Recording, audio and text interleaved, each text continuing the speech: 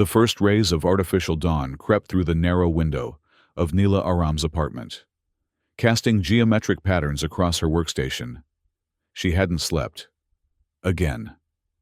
The holographic display before her pulsed with equations and simulations, each one a step closer to perfecting the Sky Isle, humanity's greatest hope for reclaiming what generations of pollution had stolen.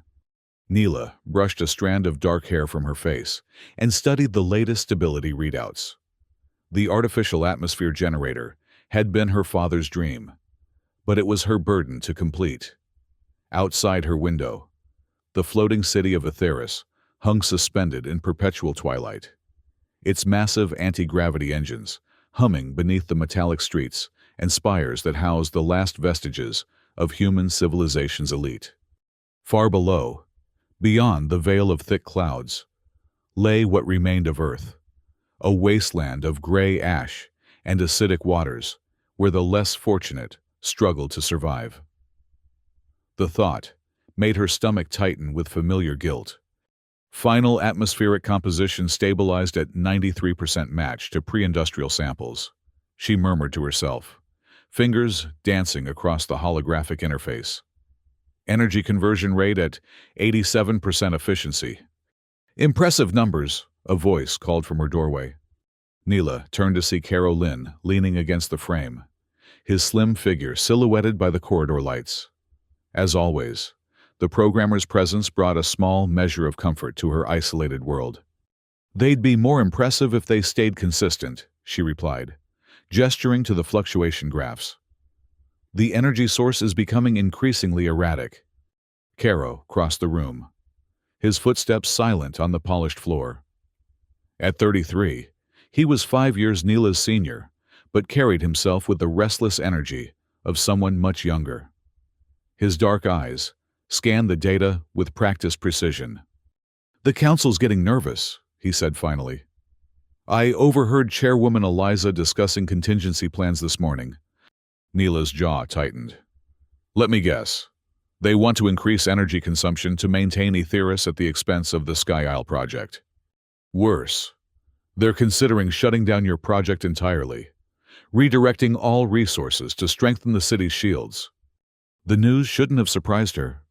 For 3 years, she'd fought against the council's short-sightedness, their determination to preserve their floating paradise while abandoning Earth and its remaining inhabitants to their fate. The Sky Isle represented something they feared: change, uncertainty, and most threatening of all, hope for those below. "They can't do that," Neela said, though she knew they could. "The Sky Isle is our only chance to restore a natural atmosphere. Without it..." A sudden tremor interrupted her, sending ripples through her cup of cold tea. The entire apartment shuddered, and the lights flickered momentarily before stabilizing. "What was that?" Caro asked, steadying himself against her desk. Before Neela could answer, her communication device chimed with an emergency alert. The holographic display shifted to show the Sky Isle's primary reactor core, her reactor core, flashing with warning signals. "No, no, no," she whispered, fingers flying across the interface. "This shouldn't be happening. The containment field is destabilizing." Outside, the artificial sky, a pale imitation of Earth's forgotten blue, crackled with electromagnetic disturbances. Streaks of unnatural lightning arced between the cloud layers as Atheris's citizens stopped to stare upward in alarm.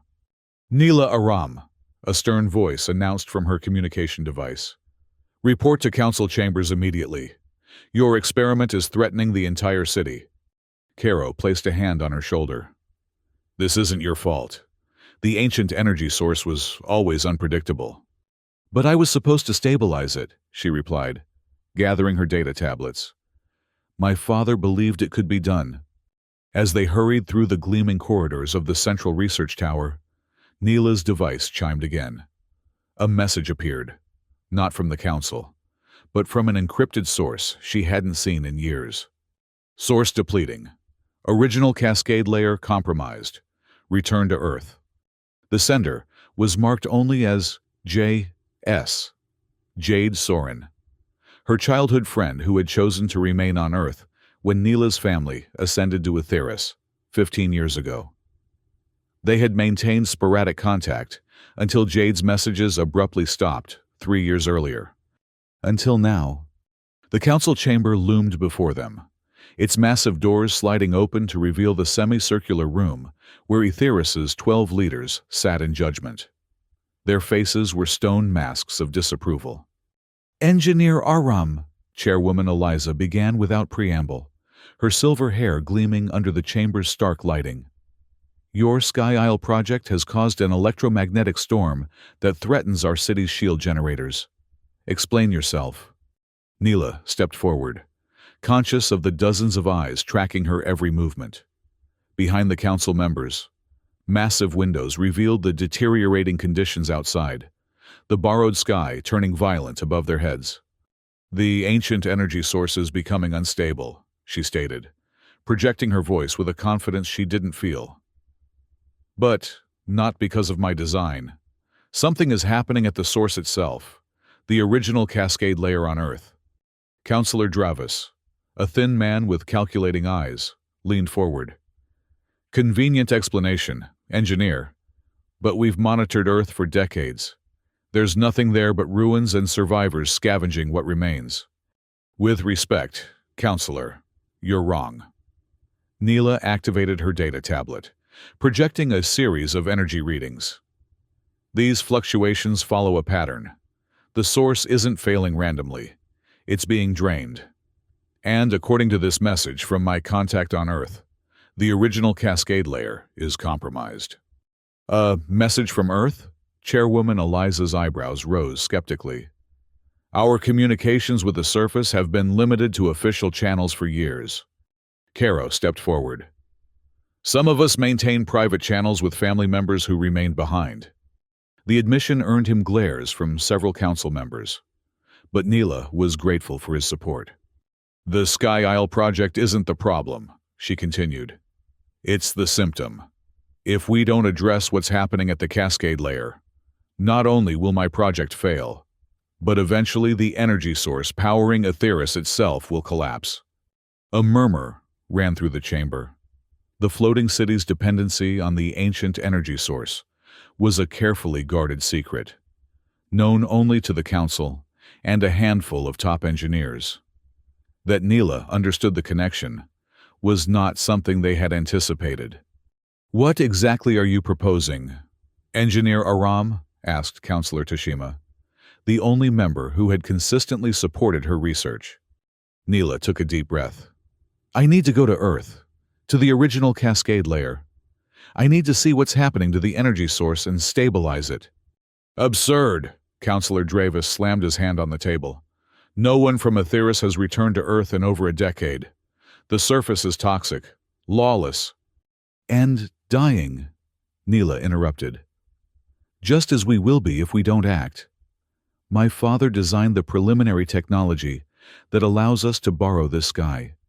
He always said it was temporary, a stepping stone toward restoration, not an end in itself." Chairwoman Eliza studied her for a long moment. "Your father's idealism cost him his life. Engineer Aram, are you prepared to risk the same fate?" The words struck Neela like a physical blow. Her father had died in an explosion at his laboratory 8 years earlier, when an early prototype of the energy stabilizer malfunctioned. The official investigation concluded that he had been careless, pushing the technology too far too quickly. Neela had never believed it. "My father wasn't careless," she said quietly. "He understood something that the Council seems to have forgotten. Aetheris was never meant to be humanity's final solution. It was supposed to be the bridge that would allow us to heal Earth." The chamber fell silent. Outside, another electromagnetic surge rippled across the artificial sky, causing the lights to flicker momentarily. "You have 24 hours to present a detailed plan," Chairwoman Eliza finally declared, overriding Councillor Dravis's objections with a raised hand. "If we deem your expedition viable, you will receive minimal resources. If you fail, the Sky Isle project will be permanently terminated, and your position in Aetheris will be reevaluated. The threat was clear. Failure meant exile, being sent to Earth not as a researcher, but as an outcast. As Neela and Caro exited the chamber, her communication device chimed again with another message from Jade. Energy thieves at the lair. Ancient security failing. Bring Caro and someone who can fight. Time running out. Well, Caro said, reading over her shoulder. I guess I'm volunteered. Neela managed a small smile despite the weight settling onto her shoulders. You don't have to come. This is my project, my responsibility. Your project, maybe, but Jade specifically asked for me. Caro's expression grew serious. Besides, I've been writing programs for the Sky Isle for 3 years. I'm not about to let someone else see if they work. We'll need more than programming skills. Someone who knows Earth's current conditions. Someone who can protect us. Caro's eyes lit up. I know exactly who to ask. 12 hours later, Neela found herself in one of Aetheris's less prestigious districts, standing before a door marked only with a faded military insignia. Caro knocked confidently. The door slid open to reveal a tall, muscular woman with close-cropped gray hair and a scar running from her right temple to her jaw. Her eyes, sharp and assessing, took in the two visitors with immediate suspicion. Captain Rick Voss? Neela asked. Not a captain anymore, the woman replied, her voice rough from years of breathing Earth's contaminated air before her recruitment to Aetheris's security forces. Just Rick now. What do you want? We need someone who knows how to navigate Earth's surface, Caro explained, and how to handle trouble if we find it. Rick's expression didn't change, but she stepped back, allowing them to enter her sparse living quarters. The walls were bare, except for a map of Earth's altered continents and a few weapons mounted in a locked display case. Earth's surface isn't a research laboratory, she said, as they sat at her small table. It's a death trap. Acid storms, oxygen-depleted regions, territorial disputes between survivor colonies, not to mention the radiation zones where the old nuclear plants melted down. We're aware of the risks, Neela said, activating her data tablet. But we need to reach the original Cascade layer. It's the source of the ancient energy that powers both Aetheris and my Sky Isle project. Rick's eyebrows rose slightly. The Council's letting you go to the Cascade? That's unexpected. They don't have much choice. The energy source is becoming unstable. If we don't fix it, Aetheris itself could fall. The former captain studied the data Neela presented, her expression growing more serious with each swipe of the screen. These patterns, they're not natural degradation. Someone's tampering with the source. That's what my contact on Earth says too, Neela confirmed. Your contact? Jade Soren. She's an archaeologist specializing in pre-collapse technology. We grew up together before my family was selected for ascension to Aetheris. Rick nodded slowly. I know of the Sorens. Good people. Stayed behind by choice to help preserve Earth's knowledge. She stood and moved to the map on her wall. Where exactly is this Cascade layer? Neela joined her at the map. The coordinates point to what used to be northern Tibet. The ancient energy source was discovered in a subterranean complex there, predating any known civilization. Tibet, Rick muttered. That's Far Eastern territory now, controlled by the Ashland Confederation. Not the worst people, but not exactly welcoming to Aetheris citizens either. Will you help us? Caro asked directly. Rick turned, studying them both with penetrating intensity. Why should I? The Council abandoned Earth, left billions to die in the collapse. Now, you want my help because your floating paradise is threatened? I'm not the Council, Neela said quietly. And the Sky Isle isn't just for Aetheris. If I can stabilize the ancient energy source and complete my father's work, we can begin atmospheric restoration across the entire planet. It was always the plan, to borrow the sky temporarily, while we healed the real one. Something shifted in Rick's expression. a flicker of the hope that had been crushed out of most Earth survivors years ago. "I'll need weapons," she said finally, "and I choose the transport. None of those flimsy research vessels." "Agreed," Neela replied, relief flooding through her. "We leave in 12 hours. The Council's given us that long to prepare." "Make it 6, Rick countered, already moving to her weapons case. "If someone's tampering with the Cascade layer, they've had a head start. We can't afford to waste time with bureaucratic preparations." As they left Rick's quarters, Caro gave Neela a sidelong glance. "Are you sure about this? The Council only gave conditional approval. If we leave early..." "If we succeed, they won't care," Neela replied. "And if we fail, their punishment won't matter anyway."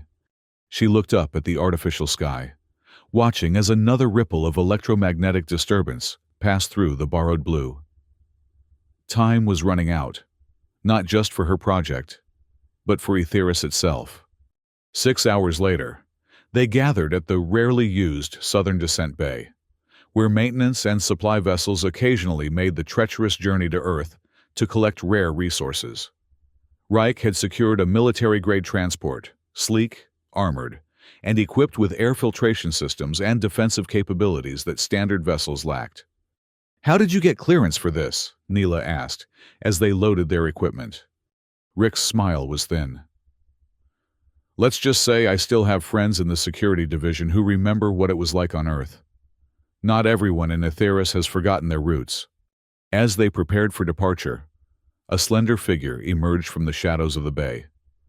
Neela tensed, expecting security personnel come to stop their early departure, but instead found herself looking at a woman in her mid-30s with copper-brown skin and intricate braids woven with data nodes, the distinctive mark of an archivist. "Jade said you might try to leave without me," the woman remarked, adjusting the heavy pack on her shoulder. "I'm Leona Marsh, Jade's colleague." Neela exchanged glances with Caro. "Jade didn't mention sending someone to meet us. She couldn't risk putting it in a message. The Cascade Layer's security systems are particular. They were designed to respond to specific genetic signatures, like yours, Neela Aram, but you'll still need someone who can read the ancient scripts." Leona tapped one of the data nodes in her hair. "That's me." Rick stepped forward, hand hovering near the weapon at her hip. "How do we know we can trust you?" Leona reached into her pocket and extracted a small object, a polished stone pendant, inscribed with symbols that matched those in Neela's father's research journals. "Because Jade and I have been working with your father's research partner for years," she said, handing the pendant to Neela. "Dr. Harrison never believed the official story about the accident. He's been continuing your father's work on Earth, trying to understand what the Council was really doing with the ancient energy." Neela's fingers closed around the pendant, recognition and grief washing over her in equal measure. "Dr. Harrison is alive? The Council told us he died in the same explosion that killed my father." "Very much alive," Leona confirmed. "And waiting for us at the rendezvous point near the Cascade Layer. But we need to hurry. The energy fluctuations are getting worse." With this new revelation adding urgency to their mission, the expanded team completed their preparations. As Reich initiated the launch sequence, Neela took one last look at Aetheris through the viewport, the gleaming spires and artificial parks that had been her home for 15 years, all sustained by borrowed energy and a borrowed sky that was now threatening to collapse. The descent to Earth was rough, as expected. The transport vessel shuddered as it passed through layers of polluted atmosphere, the external temperature sensors climbing alarmingly as they hit pockets of greenhouse gases concentrated enough to create localized heat traps. "Acid storm approaching from the west," Caro announced from the navigation console. "ETA 8 minutes. "We'll be grounded by then," Rick assured him, her hands steady on the controls. "Deploying radiation shields." A metallic sheen spread across the vessel's exterior, protecting them from the worst of the atmospheric conditions. Through the viewport, Neela watched as Earth's devastated surface came into view, vast stretches of gray-brown wasteland where forests had once stood, punctuated by the skeletal remains of abandoned cities. Yet, there were signs of life too, patches of engineered vegetation designed to withstand the harsh conditions, the lights of survivor settlements built into the sides of mountains or repurposed from underground facilities, and the occasional glimmer of reclamation projects where determined communities were attempting to restore small areas to habitability. "It's both worse and better than I expected," Neela murmured. Leona joined her at the viewport. "Earth adapts. So do her people. We've made progress in the past decade, just not the kind that Aetheris deems worthy of notice." The implied criticism stung, but Neela couldn't deny its validity. News from Earth rarely reached Aetheris' citizens, and when it did, it was filtered through the Council's perspective, highlighting failures rather than successes, reinforcing the narrative that abandonment had been the only option. The transport touched down in a relatively sheltered valley, concealed from both the approaching storm and potential hostile observers by a ring of jagged mountains. As the engines powered down, Reich activated the external sensors. "Air quality poor but within tolerable limits with filtration masks," she reported. "Background radiation elevated, but not immediately dangerous. Temperature, 43 degrees Celsius. In what used to be Tibet." Caro shook his head in disbelief. "The climate models predicted warming, but this—" "Reality exceeded the models in most regions," Leona said grimly, securing her pack and checking her filtration mask. "We have about 2 hours before the acid storm reaches us. We need to make it to the cave system on the eastern ridge by then." They exited the transport, and Neela felt Earth's gravity pull at her limbs, slightly stronger than the carefully calibrated force she was accustomed to in Aetheris. The air, even filtered through her mask, tasted different, metallic and heavy with particulates. The sun, partially obscured by permanent haze, cast an eerie orange glow across the landscape. "Movement," Rick said suddenly, drawing her weapon in one fluid motion. 3 o'clock. Ridgeline." Neela turned to see several figures silhouetted against the burnt orange sky, their own weapons clearly visible, even at a distance. "Cloud Raiders." Leona identified them, her voice tight. "They patrol the borders between territories, preying on travelers. We need to move. Now." They set off at a brisk pace toward the eastern ridge, but it soon became clear the raiders had spotted them. The distant figures descended from the ridgeline with practiced efficiency, their route calculated to intercept. "They're after the transport," Rick explained, as they quickened their pace. "Aetheris technology fetches a high price in the salvage markets." "Can we outrun them?" Neela asked, already breathing heavily from the unaccustomed exertion in Earth's thicker atmosphere. "No," Rick replied bluntly. "But we can reach the cave system before they reach us. The entrance is defensible." The next 20 minutes became a grueling race across broken terrain, scrambling over fallen rocks and through patches of genetically modified lichen that released clouds of spores when disturbed. Behind them, the raiders gained ground steadily, their calls carrying on the hot, still air. Just as they reached the base of the eastern ridge, a warning shot ricocheted off a boulder near Caro's head, sending fragments of stone flying. "Into the ravine!" Leona shouted, pointing to a narrow cleft in the rock face ahead. "The cave entrance is just beyond." They ducked into the ravine, its steep walls providing momentary cover from the raiders' weapons. Reich took up a position at the entrance, firing calculated shots to slow their pursuers, while the others pushed ahead. The ravine opened suddenly into a broader space where a dark opening yawned in the mountainside, the cave entrance. As they approached, Leona withdrew a small device from her pack and activated it. A faint blue light illuminated a series of symbols carved into the rock beside the entrance. "Ancient security protocols," she explained, pressing the device against specific symbols in sequence. Jade discovered the access codes in ruins near what used to be Lhasa. A low humming emanated from within the cave, and the darkness beyond the entrance shimmered briefly. "It worked," Leona confirmed. "The inner security barrier is down. We can enter." "Rick!" Neela called back toward the ravine entrance. "We're in!" The former captain backed toward them, maintaining covering fire until she reached the cave entrance. As soon as she crossed the threshold, Leona activated the device again, and the cave mouth shimmered as an energy barrier re-established itself, invisible except for the occasional ripple when disturbed by dust particles. Moments later, the raiders reached the barrier, their expressions visible now that they were closer, a mixture of frustration and wary respect for the ancient technology. "They won't be able to follow," Leona assured the group, "but they'll probably wait for us to emerge. We'll need another exit strategy." "First things first," Rick said, checking her weapon's charge. "How far to the rendezvous point?" "About 2 kilometers through the cave system," Leona replied, activating a small, hovering light sphere that illuminated their surroundings. "The passages are stable. They were engineered rather than natural." As they moved deeper into the mountain, the evidence of artificial construction became increasingly apparent.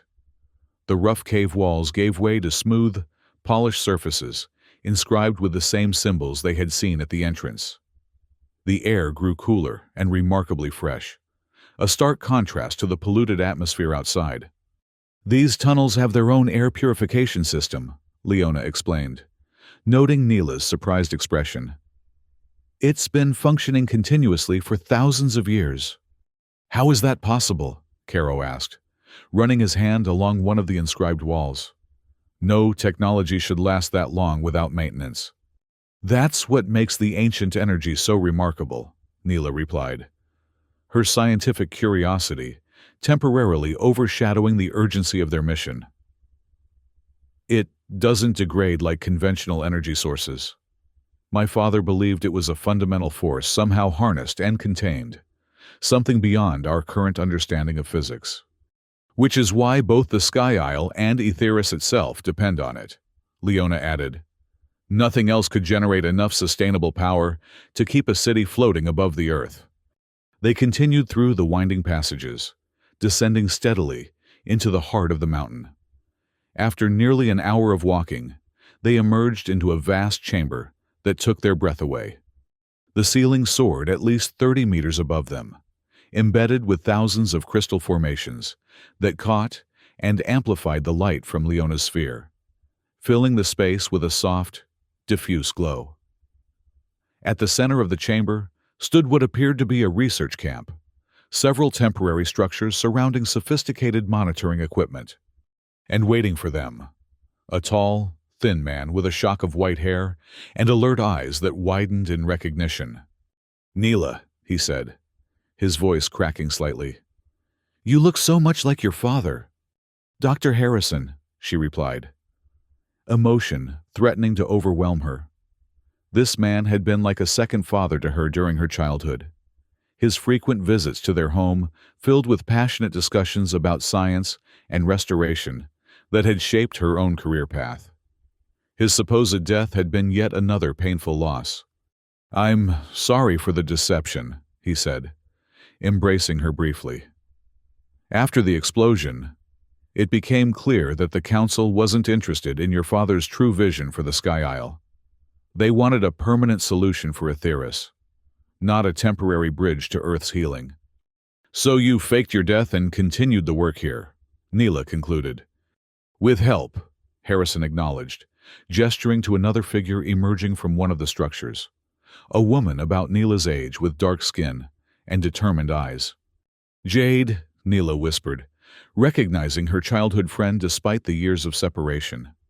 The reunion was brief, but emotional, as the others set up their equipment and Reich established security protocols. Neela, Jade, and Dr. Harrison gathered around the central monitoring station to share what they knew. "The ancient energy source is being systematically drained," Harrison explained, displaying a series of readings. "About 3 years ago, we detected unauthorized access to the cascade layer, someone tapping into the source at a rate far beyond sustainable levels. That's when the fluctuations in Aetheris began," Neela realized. But the council dismissed them as normal variations. Because they knew exactly what was causing them, Jade said bitterly. The council authorized a secret project to increase energy extraction to power a second floating city, New Etheris.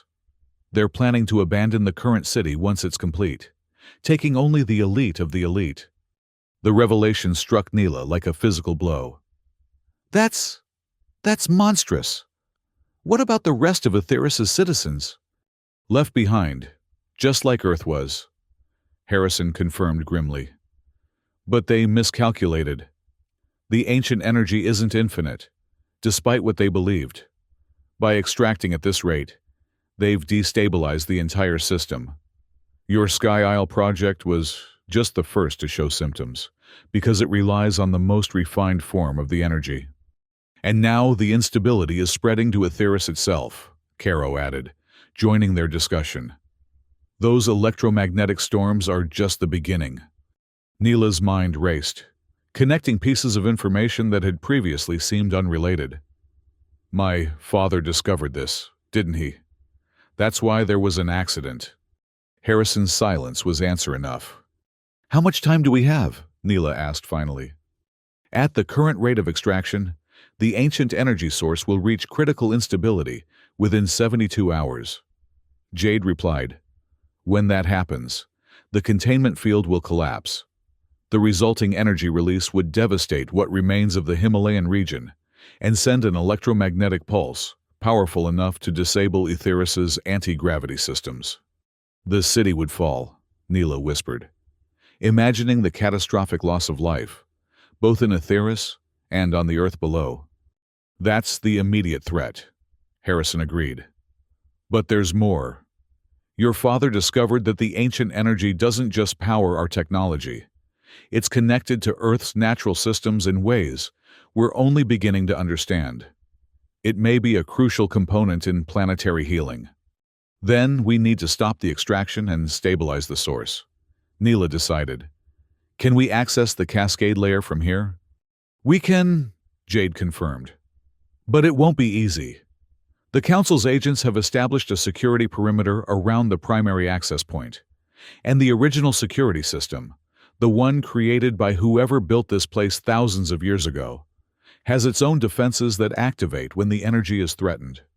What kind of defenses? Rick asked, her tactical mind immediately assessing the threat. An AI guardian system, Harrison explained. We've designated it Aura. It appears to have been designed to protect the energy source from misuse, but it's ancient and unpredictable.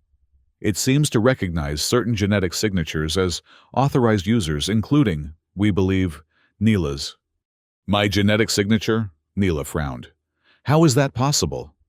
Your father theorized that the original builders selected for certain genetic traits across human populations, creating bloodlines that would be recognized by their systems even millennia later. Your family appears to be one of those lineages. The implications were staggering, but there was no time to fully process them. How do we proceed? Neela asked. We need to reach the central chamber of the cascade layer, Jade said, activating a holographic map. From there, we can override the Council's extraction systems and implement the stabilization protocol your father designed before he died. Which I've spent the past 8 years refining, Harrison added. But we'll need to deal with both Aura and the Council's agents to succeed. As the team prepared for the next phase of their mission, Neela found a moment of solitude near one of the crystal formations. The weight of responsibility pressed down on her, not just for the success of her project, but for the lives of everyone in Etheris and the future of Earth itself. Caro found her there, his normally cheerful expression subdued. You okay? No, she admitted. All this time, I've been working on the Sky Isle, believing I was continuing my father's legacy. But I never understood what was really at stake. You couldn't have known what the Council was hiding. Maybe not. But I should have questioned more, pushed harder. She touched the crystal nearest to her, feeling a faint vibration within it. My father did, and it cost him his life. And now you're here to finish what he started, Caro reminded her. We all are. Neela nodded, drawing strength from his unwavering support. Let's go save both worlds. The descent to the Cascade layer began an hour later. The ancient passage spiraled downward, its walls inscribed with increasingly complex symbols that Leona and Jade paused occasionally to document or translate. They tell a story, Leona explained as they descended, about the builders and why they created this place. What does it say? Neela asked, fascinated despite their urgent timeline.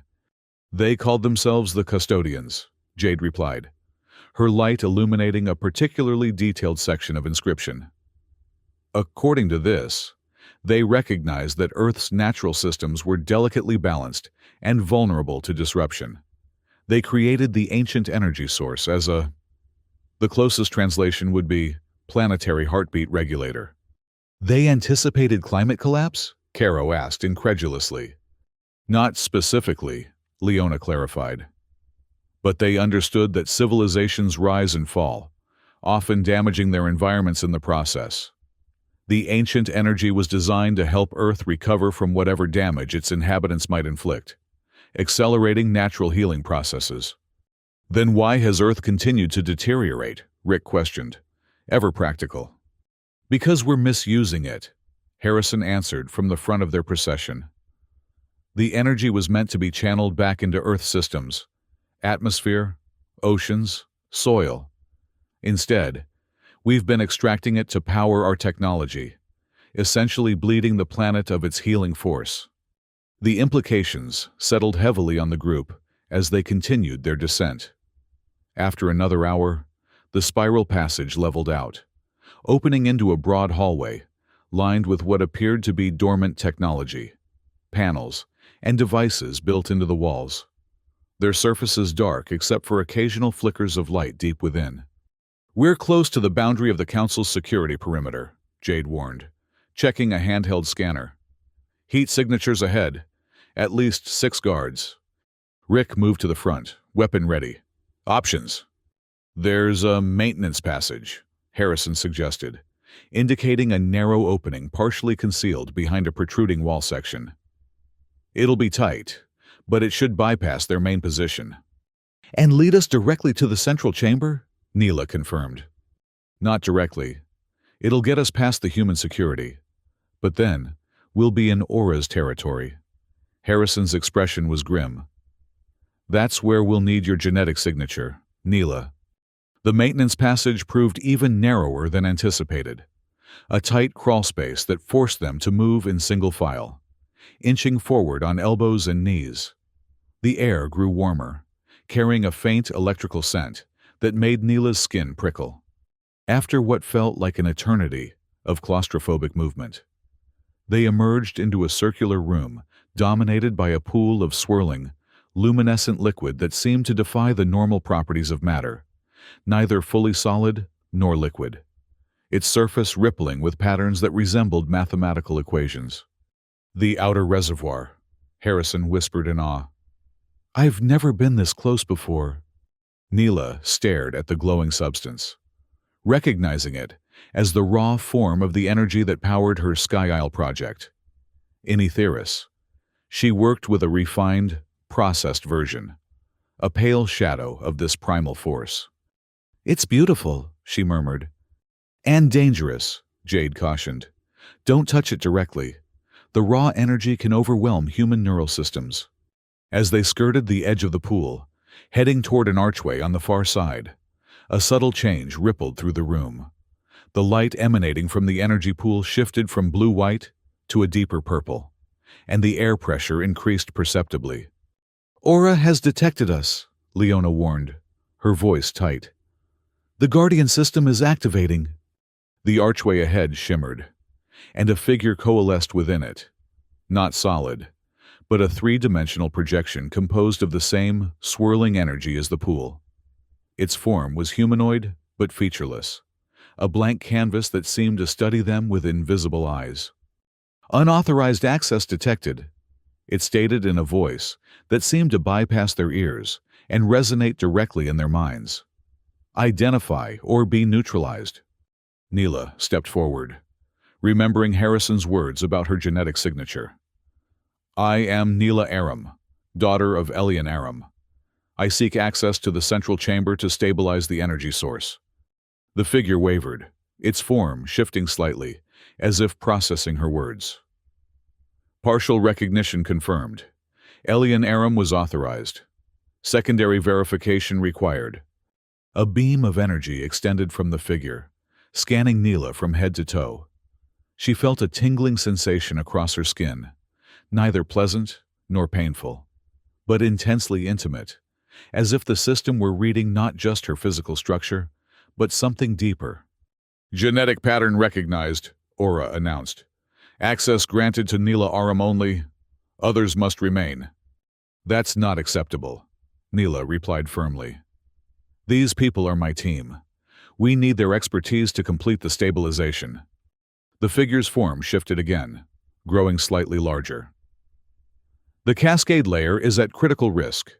Current extraction levels exceed safety parameters by 327%. Full security protocols are in effect. We know about the excessive extraction, Harrison interjected, stepping forward despite the risk. We're here to stop it and implement a stabilization protocol that will protect the energy source. Aura's attention shifted to Harrison, its featureless face turning toward him. Unknown entity. Voice pattern analysis indicates Dr. Malcolm Harrison, research partner to Elian Aram. Records indicate termination 8 years ago. Records are incorrect, Harrison replied. I've been working to continue Elian's research and protect the ancient energy, as the custodians intended. The mention of the custodians created a visible reaction in Aura's form. Ripples of brighter energy pulsing through its projection. You know of the custodians? We've translated portions of their writings, Jade confirmed, indicating the data nodes in her hair. We understand that the ancient energy was created to heal Earth, not to power floating cities. For several tense moments, Aura seemed to consider this information. Then, unexpectedly, its form shifted again, this time resolving into a more defined shape with features that struck Neela like a physical blow. It had taken on the appearance of her father. Neela, the figure said, its voice now a perfect replica of Elian Aram's. The system has accessed stored memory patterns of authorized users to facilitate communication. This interface is designed to reduce stress responses. Tears sprang to Neela's eyes, despite her attempt to remain composed. Logically, she knew this wasn't really her father, just an AI using his appearance and voice patterns. But the effect was nonetheless profound. We need to reach the central chamber, she managed to say. The council is draining the energy to build a second city. They don't understand what they're doing. They understand precisely what they are doing, Aura replied, using her father's gentle but firm tone. The extraction rate was calibrated to drain the source completely within 5 years, leaving sufficient time to complete new Aetheris before Aetheris itself falls. The cold calculation behind the plan stunned the group into momentary silence. They're deliberately destabilizing Aetheris? Caro finally asked. With 3 million people still living there? The new city is designed for 400,000, Aura confirmed. Council records indicate this population represents the essential personnel and valuable citizens deemed worthy of continuation. Rick's expression hardened. They're sacrificing everyone else, just like they sacrificed Earth. We can still stop this, Neela insisted, addressing Aura directly. My father developed a stabilization protocol that would not only protect the ancient energy, but begin redirecting it to its original purpose, healing Earth systems. Probability of success with current energy levels, 37%. Aura calculated. Significant risk of catastrophic containment failure during transition. Those aren't great odds, Leona murmured. Better than zero, which is what we're facing if we do nothing, Harrison countered. He turned to Aura. We need access to the central chamber, now. The Aura Elian figure seemed to consider this request, its form flickering slightly, as if consulting some internal database. Access granted to all present. Warning. Council extraction team has been alerted to your presence. Estimated time until armed response. 12 minutes. The archway behind Aura brightened, revealing a passage beyond. Let's move, Rick urged, already checking her weapon. I'll take rear guard. As they passed through the archway, Aura's form dissipated, but its voice, still using Elian's tones, followed them. The central control interface will recognize Neela Aram. The stabilization must be initiated from the primary console. The passage led them deeper into the cascade layer. The architecture growing increasingly complex, no longer simply carved stone, but integrated with crystalline structures and flowing energy conduits that pulsed with the same luminescence as the outer reservoir. Finally, they emerged into the central chamber, a vast spherical space with a walkway circling its perimeter and a suspended platform at its center. Below the platform, visible through transparent sections of the walkway, swirled the main body of the ancient energy, a massive vortex of power that made the outer reservoir seem like a mere droplet in comparison. By all that's left of Earth, Jade whispered, awestruck by the spectacle. But their wonder was short-lived.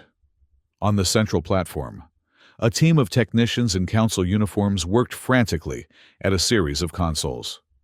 Above them loomed a massive extraction apparatus, a technological monstrosity that seemed grotesquely out of place amid the elegant ancient architecture.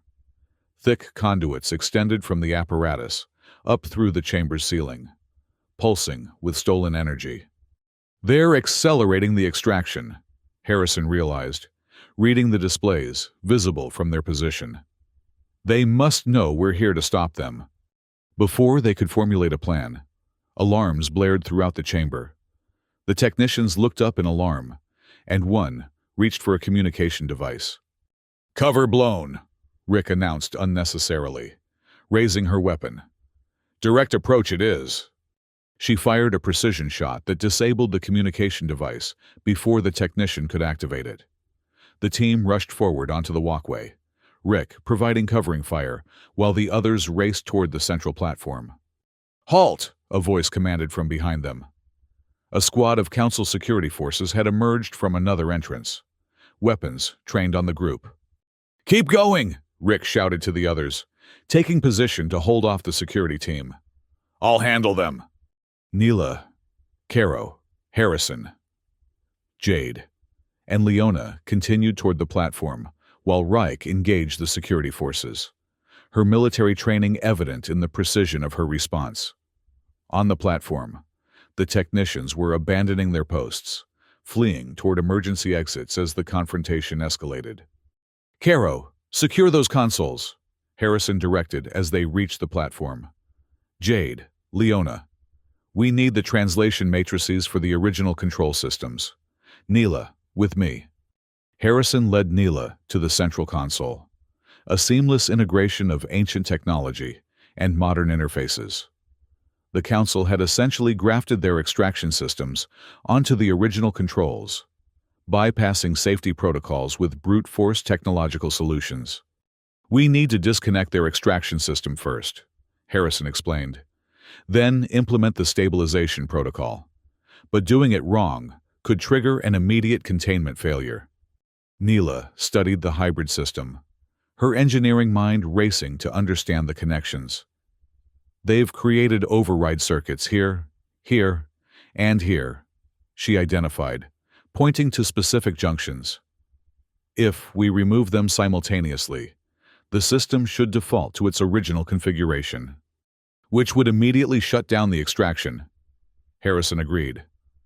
But the energy flow has been diverted for so long that the sudden change could create a backlash. Unless we give it somewhere else to flow, Neela realized, her father's research suddenly clicking into place in her mind. The Sky Isle wasn't just meant to create an artificial atmosphere. It was designed to channel the ancient energy back into Earth's natural systems. That's why the equations never balanced when I tried to optimize it for Aetheris alone. Harrison's eyes lit with understanding. Of course. Elian designed the Sky Isle to be the conduit for planetary healing.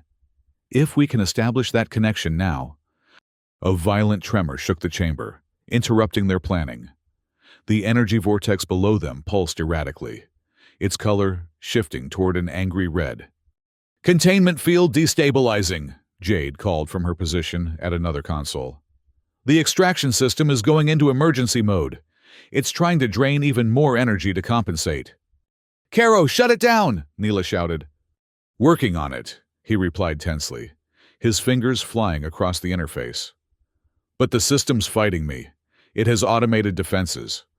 Another tremor, stronger than the first, rocked the platform. One of the massive extraction conduits ruptured, releasing a stream of raw energy that carved a molten groove into the chamber wall. From the walkway, Rick called out, "Whatever you're going to do it fast. We've got more council forces incoming." Neela made a split-second decision. "Dr. Harrison, help Caro disable the extraction system. I'm going to initiate the stabilization protocol directly." "It's too dangerous," Harrison protested. "The system is too unstable for direct interface."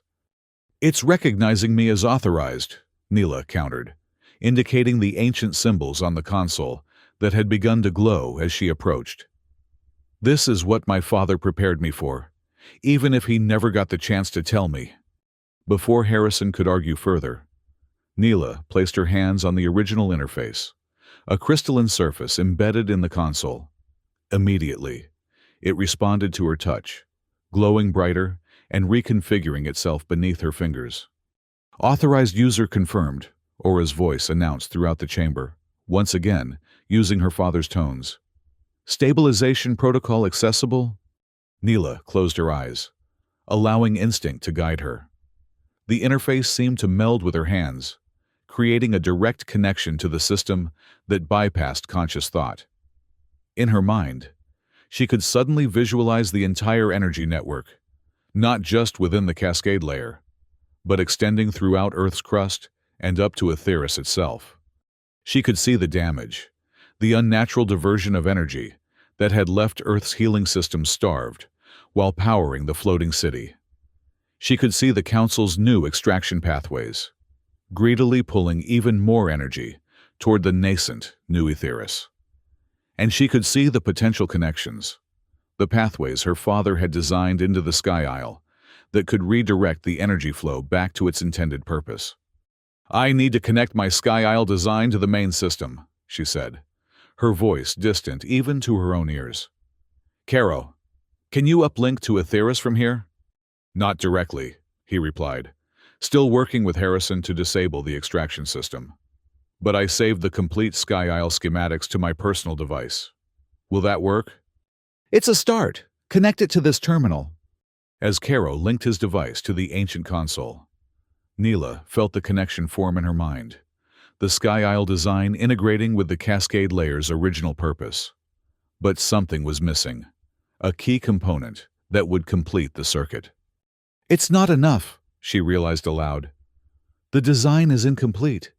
There's a final element my father never shared." "Because he couldn't write it down," Harrison said suddenly, understanding dawning in his eyes. The final component was organic, a living conductor that could safely channel the energy without technological intermediaries. "A person," Neela whispered, the truth becoming clear. "The system needs a human interface, someone carrying the authorized genetic signature." "Neela, no," Caro protested, recognizing her intent. "There has to be another way." Another violent tremor shook the chamber, and more extraction conduits began to rupture. The vortex below them churned with increasingly erratic patterns, its color now a deep crimson shot through with black streaks. "Containment failure imminent," Aura warned. "Estimated time to critical mass, 3 minutes, 47 seconds. "There's no other choice," Neela said, her resolve hardening. "And no time to find one." She turned to Harrison. "Complete the shutdown of the extraction system. When I give the signal, activate the Sky Isle protocol from Caro's device." "What are you going to do?" Jade asked, fear evident in her voice. "What my father would have done," Neela replied. Complete the circuit. Before anyone could stop her, she stepped away from the console and approached the edge of the platform where the protective barrier had been damaged by the energy surges. Below her swirled the heart of the ancient energy. Beautiful, terrible, and utterly essential to Earth's survival. "Neela, wait!" Carol called out, starting toward her. She turned back briefly. "Tell Aetheris the truth. Make them understand what this was always meant to be. Not an escape, but a bridge to healing." Then, as another tremor rocked the platform, she stepped through the damaged barrier and into the swirling vortex of energy. The sensation was beyond description, neither pain nor pleasure, but a complete dissolution of boundaries. Neela felt herself both expanded to encompass the entire energy network and compressed to a single point of consciousness within it. Through this paradoxical state, she could finally see the complete design her father had envisioned, not just a borrowed sky, but a healed one. With what remained of her individuated will, she reached out to the Sky Isle design, completing the missing connections with her own consciousness as the conduit. The energy responded, its chaotic patterns smoothing, its angry red hue shifting back toward blue as new pathways opened. "Now," she managed to communicate, though whether through voice or thought was unclear even to her. On the platform, Harrison activated the Sky Isle protocol from Caro's device. The chamber filled with brilliant light as the ancient energy surged through the newly established connections, no longer being drained, but redirected to its original purpose. Through her expanded awareness, Neela could feel the energy flowing outward, into Earth's atmosphere, oceans, and soil, accelerating healing processes that had been dormant for centuries. She could feel it reaching Aetheris too, stabilizing the borrowed sky even as it began the long process of making a real one possible again. And she could feel herself fading, her consciousness distributing throughout the network, becoming part of the planetary healing rather than remaining a separate entity. Her last individuated thought was not of regret, but of completion. Her father's work would continue, Earth would heal, and both worlds would survive. In Aetheris, the violent electromagnetic storms abruptly ceased. The borrowed sky stabilized, its color deepening to a more natural blue than the city had seen in years. But something else changed too, subtle at first, then increasingly apparent as days passed. The permanent haze that had surrounded Earth began to thin in places, allowing glimpses of the planet's surface from the floating city for the first time in decades. The Council, faced with irrefutable evidence of their plans and the miraculous stabilization of both Aetheris and Earth's atmosphere, had no choice but to abandon the new Aetheris project. Caro, Jade, Harrison, Leona, and Reich returned as heroes, bearing the full truth of the ancient energy and its purpose. Harrison took over leadership of the restored Sky Isle project, implementing Neela's completed design on a global scale. The floating city became what it was always meant to be, not an escape from Earth, but a platform for its healing, channeling the ancient energy back into natural systems worldwide. 1 year after Neela's sacrifice, Caro stood at a viewport in the central research tower, watching as a patch of genuine blue sky, not borrowed, but healed, appeared in Earth's atmosphere directly below Aetheris. It was small, just a few hundred square kilometers, but it was growing steadily as the ancient energy continued its work. Beside him, a holographic display showed atmospheric composition readings from the surface, oxygen levels rising, carbon dioxide declining, toxin concentrations dropping. Life was returning to Earth, slowly, but unmistakably. "She would have loved to see this," Jade said, joining him at the viewport. "She does see it," Caro replied with quiet certainty. In a way, they had all felt it at times. A presence in the healed patches of sky, in the unusually rapid growth of new vegetation, in the way the ancient energy responded to the Sky Isle's directives, with an intuition that seemed almost human.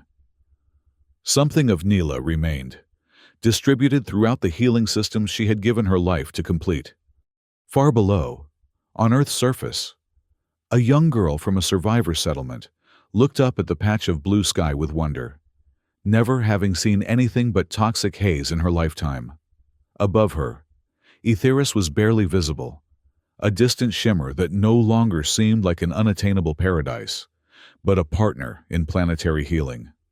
The girl reached up, as if trying to touch the blue expanse, and for a moment, just a moment, the sky seemed to reach back. Not borrowed, but returned. Not artificial, but healed. A sky that belonged to everyone, above and below, just as Neela had intended.